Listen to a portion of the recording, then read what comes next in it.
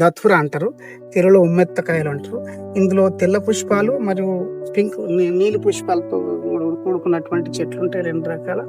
ఇది వైడ్లీగా ఆకులు నొప్పులకు, మోకాళ్ళ నొప్పులకు అద్భుతమైనటువంటి ఔషధం. అలాగే దీని పళ్ళు ఇవి పైల్స్‌కి యూజ్ చేస్తాం దీన్ని. తర్వాత ఒంటి నొప్పులకి ఇవన్నీ ఎక్స్టర్నల్ యూజ్ చేస్తారు. దీన్ని ఆయుర్వేదంలో ఇంజెక్షన్లు కూడా తయారు చేస్తారని. ఇది పాయిజనస్ ప్లాంట్ యాక్చువల్లీ. దీన్ని శుద్ధి చేసి వాడడం వల్ల అద్భుతమైన ఫలితాలు, మలేరియా, టైఫాయిడ్ జ్వరాలు కూడా తగ్గిపోతాయి. నేను ఒక పుస్తకంలో చదివాను పరమశాస్త్రంలో, దీని వేరు కంకణంగా కట్టుకుంటే మలేరియా తగ్గిపోతుంది, టైఫాయిడ్ తగ్గిపోతుంది అని నేను చదవడం జరిగింది. మేము కూడా ఇవి తీసి దీనికి ఒక శుద్ధి సిస్టమ్ ఉంటుంది. అదేదో అమావాస్య రోజు, ఆదివారం లేదా సూర్యగ్రహణం రోజు తీసి వాడాలనేది అందులో రాశారు.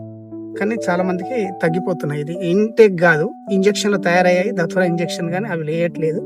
ఇవి దీని వేరు ద్వారా బాగా యూజ్ చేస్తుంది జ్వరాలకి, పైన కట్టుకోవడమే.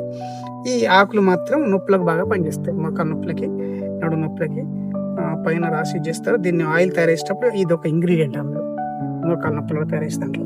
ఇది అద్భుతమైనటువంటిది. ఇంకా దీనికి వేరే ఉపయోగాలు ఉన్నాయి కానీ ఇది పబ్లిక్ చేయరాదు.